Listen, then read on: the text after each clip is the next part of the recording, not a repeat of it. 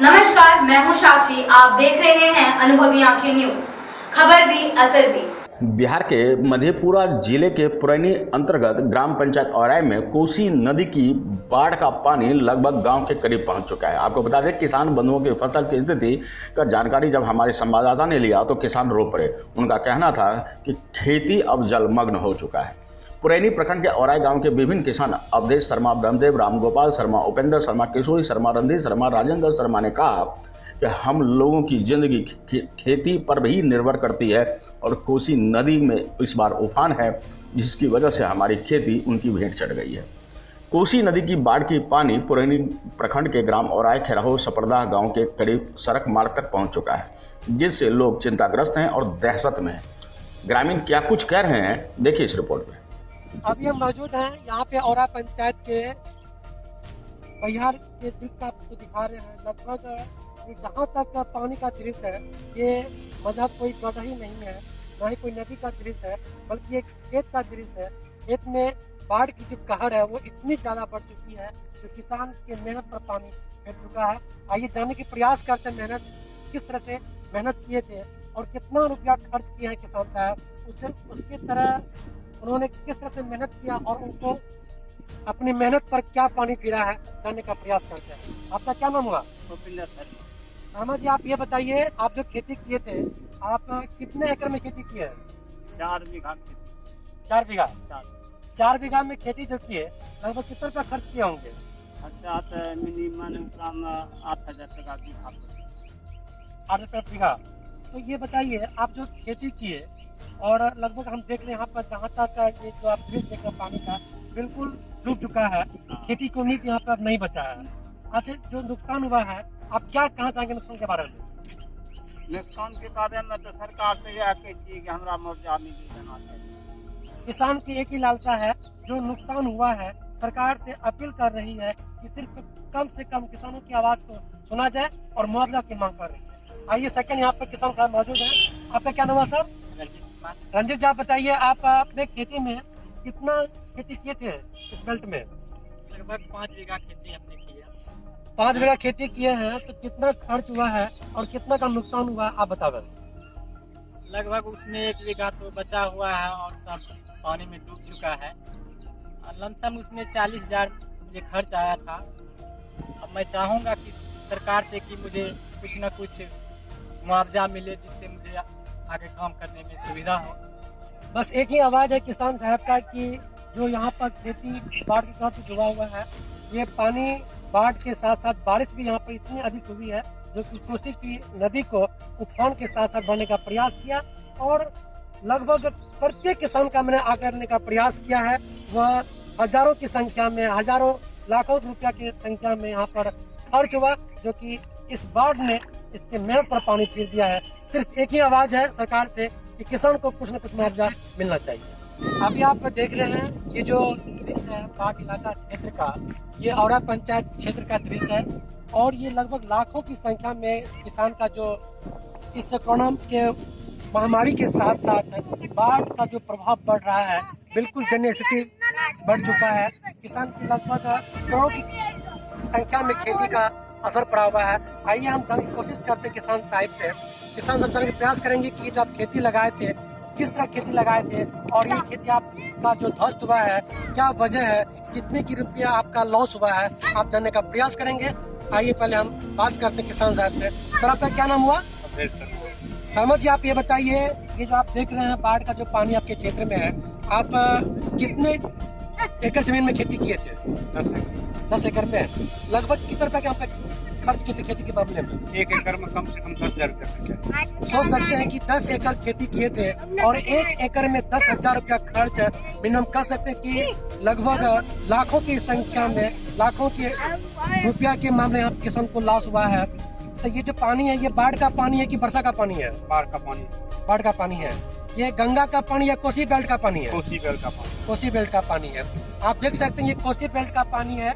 मतलब यहाँ से कोसी की दूरी बहुत कम 15-20 किलोमीटर के अंतराल में होंगे, जो कि लाखों की संख्या में जो ध्वस्त हुआ है किसान के बीच में, और देने का प्रयास करते हैं। ये जो ध्वस्त हुआ है, अभी आपके मन में क्या चलता होगा, क्या चल रहा है? बहुत दुख हो रहा है और बहुत हम लोग को नुकसान हो रहा है और ये नुकसान पूरी सरकार जिस तरह से करे, लेकिन सरकार को भी करना चाहिए। और बहुत क्षति है। कम से कम 1 एकड़ में 10,000 रुपया इसलिए क्षति है कि 7,000 रुपया 8,000 रुपया जो पत्ती रोपाई और बुनाई में बीज में लगते हैं, उसके बाद उसमें खाद दिए हैं, काटपन करके रोपे हैं, इसलिए कम से कम खर्चा है तो 10,000 से मिनिमम 10,000। आप सोच सकते हैं 10,000 का आंकड़ा लगभग यहाँ पर जो हुआ है खेती में, पटवन में, सिंचाई के दरमियान में, महंगी बीज के दरमियान में, और इस बीज पर इस विकास रूपी कहर जो बढ़ता जा रहा है, कोसी बेल्ट का पानी बिल्कुल इस मेहनत पर पानी फिर चुका है। आप देख रहे हैं अनुभवी आंखें न्यूज। आइए हम फिर जाने का प्रयास करते हैं किसान भाई साहब से। ये जो आप देख रहे हैं बिल्कुल जगमग्न की स्थिति बनी हुई है, फसल का जो नामो निशान है वो बिल्कुल मिट चुका है। फिर जाने का प्रयास ये कर रहे हैं किसान भाई साहब से, आप कितना रुपया खर्च किए और खर्च के साथ साथ आप अभी जो दृश्य देख रहे हैं आपके मन में क्या चल रहा है, सरकार से क्या उम्मीदें जग रही है। सर्वप्रथम इससे पहले हम इनका क्या नाम हुआ जानने का प्रयास करते हैं। आपका क्या नाम हुआ? किशोरी शर्मा। शर्मा जी, आप ये बताइए आप जो खेती किए थे कितने बीघा में खेती किए थे? करीब 3 बीघा रोपा हो गया है जी। कितना खर्च किए थे? खर्च के जोताई में 8,000 टका बीघा से कम नहीं लगता है। उसके बाद 300 रुपया किलो का धान है इसमें लगा हुआ। उस पर भी कोई संभव नहीं है इतना खेती में कि होगा एक वो दाना। बाल बच्चा को क्या स्थिति होगा इतने ऊपर वाला जानेगा। अच्छा, ये जो पानी है बारिश का पानी है कि बाढ़ का पानी है? ये बाढ़ का पानी है, नेपाल का। नेपाल का पानी है। हाँ। ये बताइए ये कोसी बेल्ट है या गंगा का पानी है? नहीं, कोसी बेल्ट का है, गंगा में जुड़ा हुआ है। कोसी बेल्ट का पानी है। हाँ। अच्छा, ये बताइए ये कोसी बेल्ट का पानी है जो आप देख रहे हैं कि बिल्कुल खेत का जो स्थिति है बिल्कुल जगमन हो चुका है, उम्मीदें नहीं जगी हुई है। आप सरकार से क्या चाहते हैं? चाहते हैं कि कुछ मिलना चाहिए, नहीं मिलेगा तो बाल बच्चा कैसे पालेगा। मकई का आगे समय जो है इसमें क्षति उतना हुआ, एक भी मकई खरा नहीं, उस पर भी भर के कागज भी जमीन का खाता खसरा भी दिया है, 1 रुपया अभी तक में नहीं मिला है।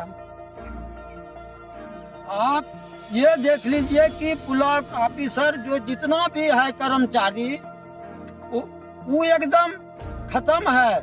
जो रुपया देता है उसी को पास होता है, जो नहीं देता है रुपया उसका कोई भरोसा नहीं, कोई देखने वाला नहीं। अभी आपने देखा किसान का स्थिति बिल्कुल, इससे पूर्व मकई खेती हुई थी, मकई खेती में भी बारिश और आंधी तूफान ने उनकी कमर को तोड़ दिया था। अभी आप धान उन्होंने खेती किया और धान खेती के साथ साथ ये बाढ़ का पानी बिल्कुल उनकी फसल को जलमग्न कर दिया है। कह सकते हैं सरकार से उन्होंने अपील भी किया इससे पूर्व भी, और उम्मीद जगा रही कि सरकार मेरी बात को सुने और आगे जो क्षतिपूर्ति है देने का प्रयास करें। ऐसी किसान की प्रति किसान की आवाज आप सुन रहे हैं और देख भी रहे हैं। इस करते हैं किसान बंधु से, आप जो खेती किए किस तरह खेती किए और अभी देख रहे हैं पूरा बाढ़ से जलमग्न है, आपका खेती बिल्कुल जलमग्न हो चुका है। क्या लालसा है सरकार के प्रति और कितना खर्च किए हैं? पहले आपका क्या नाम हुआ किसान साहब? राजेंद्र शर्मा जी, आप ये बताइए कि आप कितने खेती किए थे? तो 5 एकड़ के। 5 एकड़। हाँ। कितना रुपया खर्च किए होंगे? 50,000 उसमें लागत है। लागत है और लगभग खेत में जलमग्न हो चुका है। जलमग्न हो। क्या मन में चल रहा है आप बताइए तो अभी? सरकार कोई सहायता कर दे तो हम लोग का कुछ कल्याण हो जाएगा और क्या। आपका यहाँ से जो है जो खेती है मतलब घर की दूरी कितनी है? 2 किलोमीटर होगा। 200 मीटर के अंतराल में हाँ, होगा आपका घर का दूरी। हाँ। और ये जो बाढ़ जो पानी आ रहा है, क्या उम्मीद मन में जग रहा है कि पानी गाँव को प्रवेश कर सकती है? हाँ, गांव को भी प्रवेश कर सकता है, इसलिए रोज के रोज ये पानी बढ़ रहा है। पानी बढ़ रहा है। हाँ। ये पानी कहाँ का पानी? गंगा का पानी है कोसी का पानी? कोसी का पानी है, गंगा का जलस्तर वहाँ उठ गया है ज्यादा, कोसी यहाँ पे दबाव बना रहा है। कोसी का बन रहा है ना? हाँ। अच्छा, लगभग की जो खेती किए थे वो बिल्कुल जलमग्न हो चुका है। हाँ, बिल्कुल जल। अच्छा, फिर यहाँ से आपका जीने का क्या सहारा है बताइए? जीने का क्या सहारा होगा? मकई में भी लॉस चला गया है, आंधी तूफान से सब गिर गया, धान का भी जो खेती था वो भी चला गया। तब तो वही सहारा है कि अगर ऊपर से कुछ सहारा सरकार अगर दे दे तो हम लोग को राहत हो जाएगा, बाल बच्चे को पढ़ाने लिखाने में हर तरह की परेशानी है। सिर्फ एक ही मांग है यहाँ की सरकार से, किसान की आवाज़ है कि कुछ न कुछ अगर राशि मिल जाती है।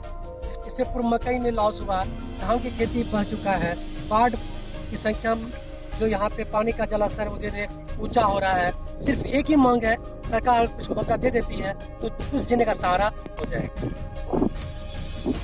आइए अब फिर हम जाने का प्रयास करते हैं। इस तरह की जो बाढ़ का जो कहर है, किसान की स्थिति बिल्कुल दयनीय हो चुकी है।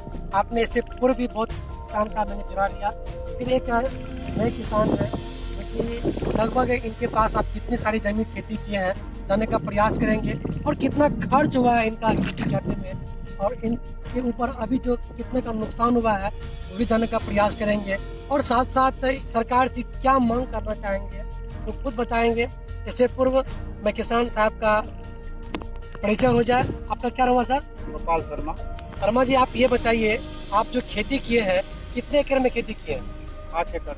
8 एकड़ में कितना लगभग खर्च किए होंगे? 8 एकड़ में 50 से 60 हजार 50 हजार पूरा खर्च कर चुके हैं।